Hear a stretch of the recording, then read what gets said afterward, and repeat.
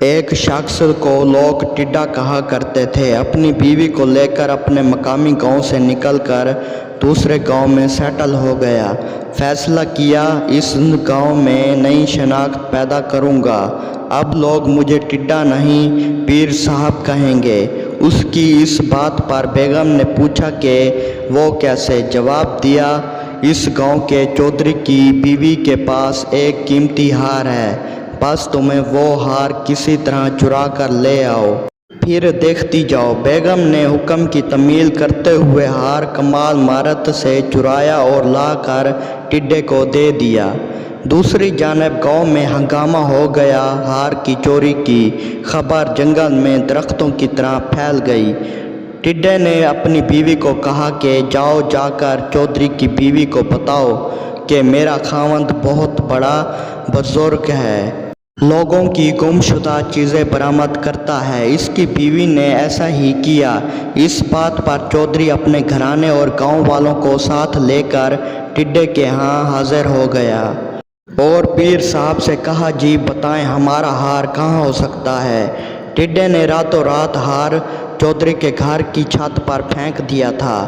بتایا، آپ کا ہار کسی نوکرانی نے چرایا تھا، جس نے بعد میں خوف زدہ ہو کر آپ کی چھت پر پھینک دیا، جا کر اٹھا لو۔ وہاں سے ہار ملنے کے بعد اس کرامت پر سارا گاؤں پیر صاحب کا مرید ہو گیا، مگر چودھری جو اندھوں میں کانا راجا تھا، اسے پیر صاحب کھٹکنے لگے۔ گاؤں والوں کو سمجھایا کہ یہ شخص مجھے فراڈ معلوم ہوتا ہے، مگر گاؤں والے انکار کرتے رہے۔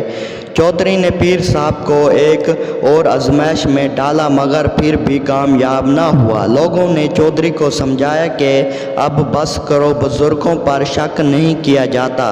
چودھری پریشان ہو گیا اور ٹھان لیا کہ جو بھی ہو میں اس پیر کا پھانڈا پھوڑ کر ہی چھوڑوں گا۔ آخر ایک دن چودھری نے اعلان کیا کہ کل کھلے میدان میں تمام گاؤں کے لوگ اکٹھا ہوں گے۔ اگر پیر صاحب نے بتا دیا کہ میرے ہاتھ میں کیا ہے تو میں سب کے سامنے اس کے ہاتھ پر بیعت ہو جاؤں گا۔ سب لوگ پیر سمیت میدان میں پہنچ گئے۔ چودھری گھر سے نکلا تو سوچتا رہا ہاتھ میں کیا پکڑا جائے۔ اچانک اس کی نظر ایک ٹڈے پر پڑ گئی۔ اس نے پکڑنے کے لیے ہاتھ بڑھایا تو وہ پھدک گیا، پھر ہاتھ بڑھایا پھر پھدک گیا، تیسری دفعہ میں پکڑا گیا۔ چودھری مجمع میں پہنچا اور سوال کیا، بتاؤ میری مٹھی میں کیا بندھا ہے؟ ٹڈا گہری سوچ میں پڑ گیا۔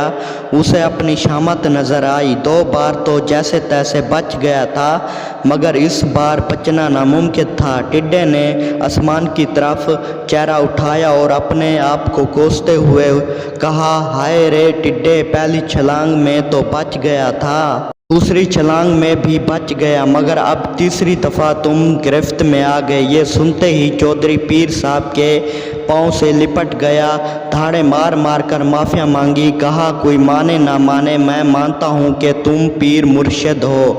اور تب سے ٹڈے کا نام پیر صاحب المعروف ٹڈے والا پیر صاحب پڑ گیا۔ سنا ہے کہ پیر صاحب اب کسی اور گاؤں کی طرف اڑان بھرنے والے ہیں۔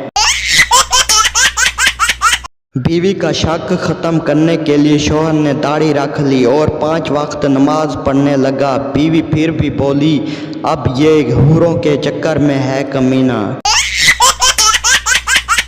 دوستوں، ویڈیو اچھے لگے تو چینل کو سبسکرائب اور ویڈیو کو لازمی لائک کر دیں۔ ہم لائیں گے روزانہ اس طرح کے نیو ویڈیوز۔ اگر آپ کے چہرے پر تھوڑی سی بھی مسکراہٹ آئی ہو تو چینل کو سبسکرائب لازمی کر دیں۔ آپ سب دوستوں کا شکریہ۔